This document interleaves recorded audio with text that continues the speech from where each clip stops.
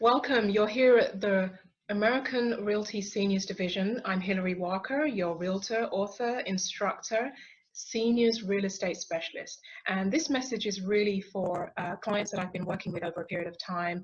And I just wanted to get something out to you so that you knew, hey, we're around and we're helping you with all different kinds of resources that might be available to you, or most important, might be valuable to you.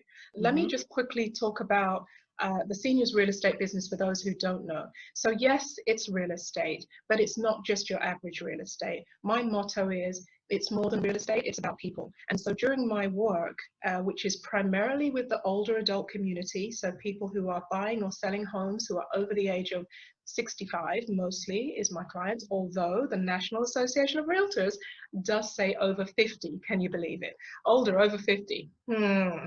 But anyway, the designation that I have gives me a lot of information that helps me to work with older adults. And so primarily most of my business, I'm working with people who are 65, 75, 85, and towards 90 has been my oldest client who was still buying a home or selling something, of course. And during that journey, I connect with a lot of people who are from different walks of life, such as the Caregiver Site. And so I met Michelle when we were out networking somewhere, I think. Is that correct?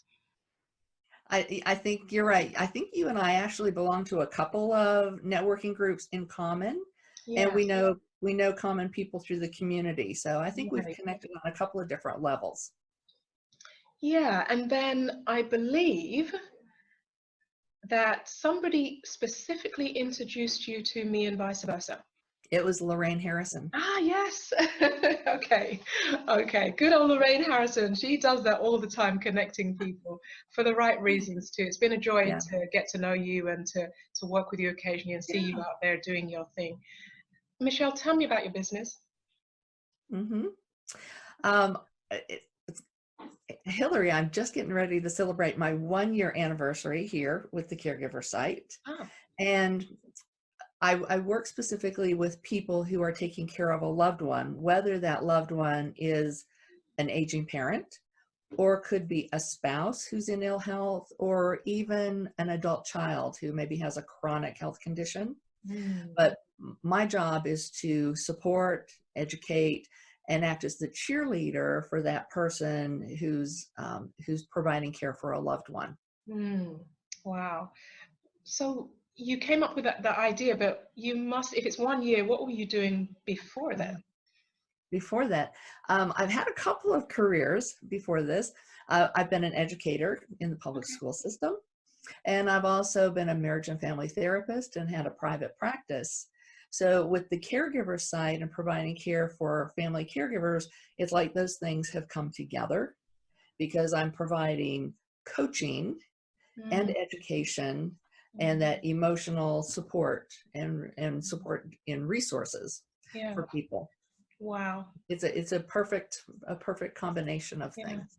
And so the idea came before you retired, I'm assuming. No, actually, I was retired for a couple of years, Oh, okay. traveled, did a lot of fun things, Mm-hmm. and then said, there's something else here I need to do. There's this population of people who are out there, and I'm ready and able to work with them and provide the support they need. Mm.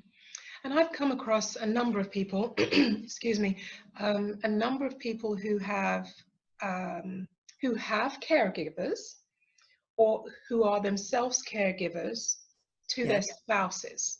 yes, And I've seen that a lot. And in this field, what I've seen a lot is the women are often the caregiver to their husbands in their yes, older years.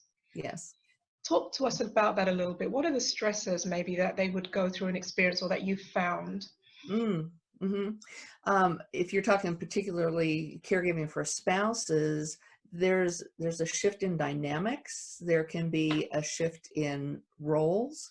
There Mm, can be a shift in the power basis of a relationship. mm, Maybe not so much for people your age and my age, but for some of the women who are a little bit older, it may have been that they had more traditional relationships where the men were in charge of finances, the men yes. were in charge of many things. And with the ill health of a spouse, lots of times the women have to come in and become responsible for those things. Wow. So I've seen that. I've actually seen that in the works of consulting with clients. I've seen where, and sometimes the women are very small frames people, but they're doing the pushing of the wheelchair Right. or Right. helping partners out of the car and things like that. And I can almost see the stress on the caregiver. But the caregiver, as we know, and especially as women, we don't put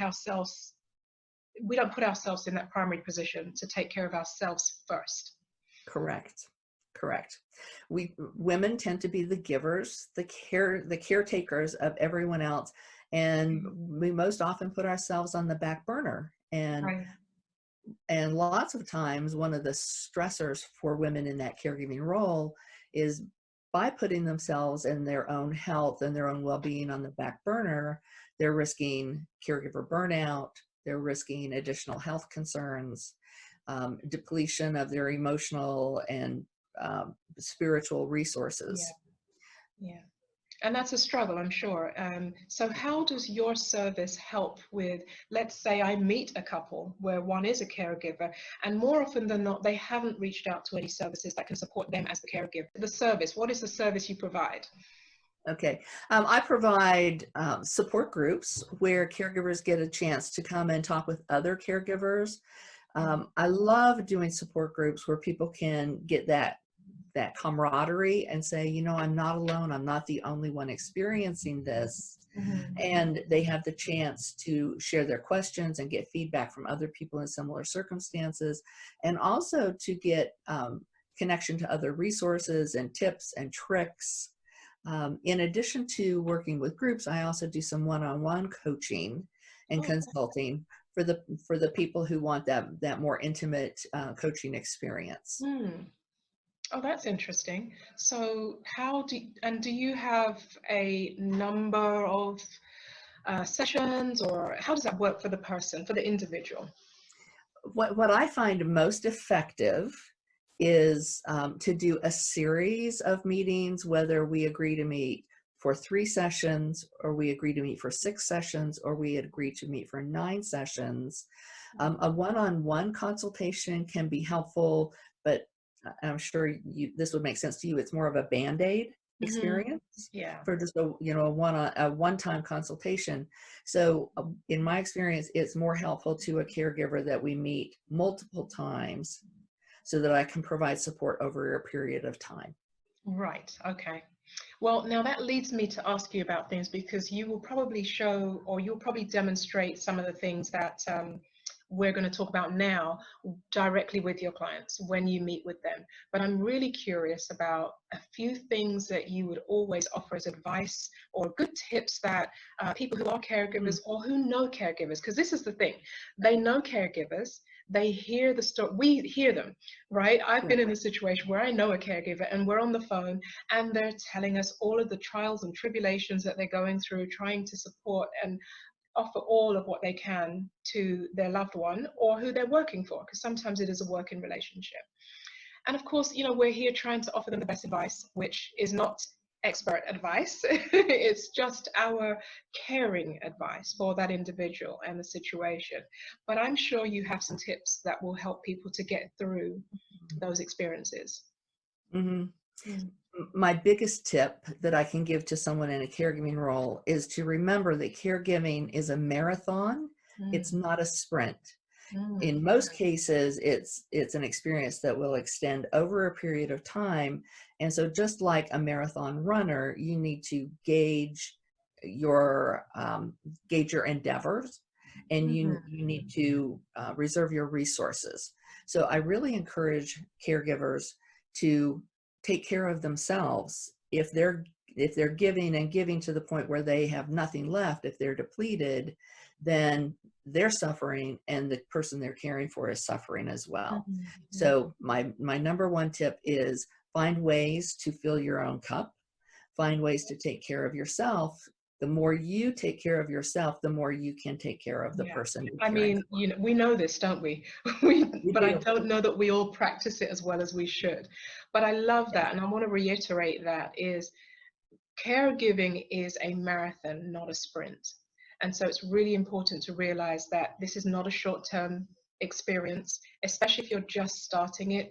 Right. It's going to take you through lots of different situations, emotions, activity, things to do, right? Exactly. So it's a marathon, not a sprint. And what are some of those tips that you can give that help someone to take care of themselves? Mhm. Simple things. Yeah. One of my favorite things to suggest for caregivers is that they create a self-care toolkit Oh yeah, that sounds good. and a physical toolkit, whether they put it in a toolbox or they put it in a basket or they put it in a tote bag. Hmm. But to go ahead and have that container and put the things, the actual physical items inside the container that help them nurture themselves. That For sounds really example, fun. Okay. for example, something, if I were creating my own at this point in time, some things I would put in, I would be sure and put in some relaxing music, whether it was on CDs or if it was a playlist on my iPhone. Okay. I would put in something I like to read that I find inspirational. I Oh, show would me put that one in, again. What was that one? I like the sounds of mm, keep your 100 ways to keep your soul alive. yes. And what was the other one? Ah, nine fruits of the spirit. That sounds really interesting. Okay. So, So they're so inspirational books. inspirational readings. Um, I also like to put in there a journal, and I encourage people to use this as a gratitude journal. Mm, Even during our most stressful days, there's something to be grateful for, and I encourage people to make a note of 3 things they're grateful for every day. For people who enjoy handiwork and find handiwork soothing, I encourage them to go ahead and do their handwork, whether it's needlepoint or knitting or crocheting, whatever. Some people like doing adult coloring. oh yeah. So, you know, in your toolkit, you could put adult coloring pages and markers. So these Uh, are things that you would basically have in, as you said, in a little tote bag or something close by. mhm, mhm. Yeah, I like using a basket, Oh yeah. Okay. and it, you know, this one has handles, so it makes it very easy to pick up and take along.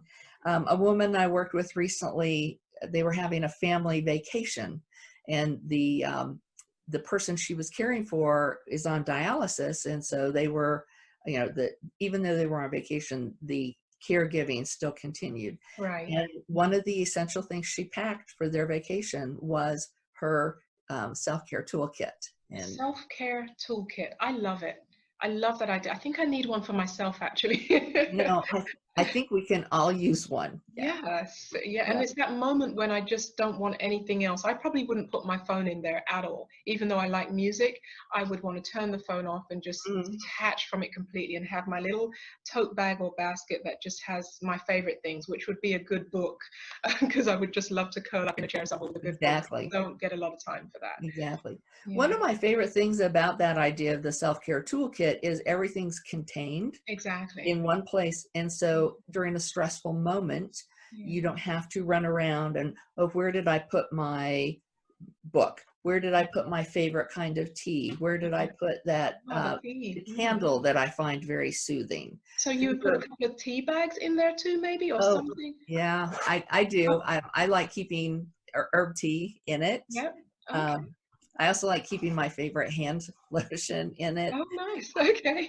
For the scent and the feel. Exactly. I love having things that are nurturing for the caregiver, you know, because caregivers are giving so much Yeah. that caregivers need to nurture themselves and pamper themselves. Yeah. So I love the idea of having pampering things, music, activities, readings inside that toolkit for them to use, you know, at a moment's notice. Yeah. That's awesome. I love that. So we have a few things I wanted to summarize real quick, that things that I think are good takeaways for our listeners. For those of us who are around caregivers who don't Mhm. live in the same space, remember that it's a marathon and not a sprint. And then also to take care of yourself. So take care of self so that Yeah, you can take care of the other. exactly. Yeah. And Exactly. then your tips, which I love, I just love the tell me what you called it again, your care. Self-care toolkit. Self-care toolkit. Love it. Yes. Fill it with some things that are important to you, that help you to relax and touches your sensory. So the smells, the sounds, everything that makes you feel good, and take a moment away from everything with your little toolkit, right? In a stressful moment, if I'm using my favorite hand cream that has that fragrance I love, just that act is nurturing for myself. Even the fact of making a cup of tea, the fragrance of that. I know you prefer to not have your phone, Right. but if I have my playlist on here of calming music, I can play that and put it in my pocket as I'm going around the house. Yeah. Anything I can do to nurture myself and fill myself back up. I love it. And so it doesn't necessarily need to take long to take care of yourself. Not It's at all. little Not things at all. that you Not do. at all. I love that. Great ideas. Thank you. I've enjoyed this. I hope the listeners enjoy it. I'm sure they'll tell me once I see them, or that they'll contact me. I do have a number of my clients or past clients who are friends now, and they'll text and say something. So any feedback I get, I will be sure to share it with you. But I do want to quickly put your slide back up so that you can be clear and tell people how to contact you. The best way. Tell us the best way to contact you. The easiest way to contact me is through an email, although I know not everyone is as comfortable with email as everyone else, but my email address is michelle@thecaregiversite.com. You can also visit my website, which is thecaregiversite.com, or you can call my cell phone, which is 404-408-3107. And Hilary, I always enjoy the time you and I spend talking. Yes. So I'm so glad to have gotten to talk with you today. You know, thank you. And thank you for being willing, because this really is about nurturing and providing something for the clients, as I've said earlier. Not even just clients, friends, people, anyone who has a need, that has, who can get a little bit of value from this. So thank you so much for being with me. I've enjoyed it, and I'm sure we'll do something again. Okay, wonderful. Okay, thank you, Hilary. Michelle, take care. Bye. Bye-bye. Visit HilaryWalker.Realtor. This specialist realtor provides essential services and knowledge for you or your parents who are baby boomers, aged 50 or more, or are seniors. Hilary is licensed in Georgia, but able to find you a great realtor in your area as well. Again, that website, HilaryWalker.Realtor. HilaryWalker.Realtor. Real estate is more than property. It's about people, and Hilary works to assist people in achieving their dreams and goals one house at a time.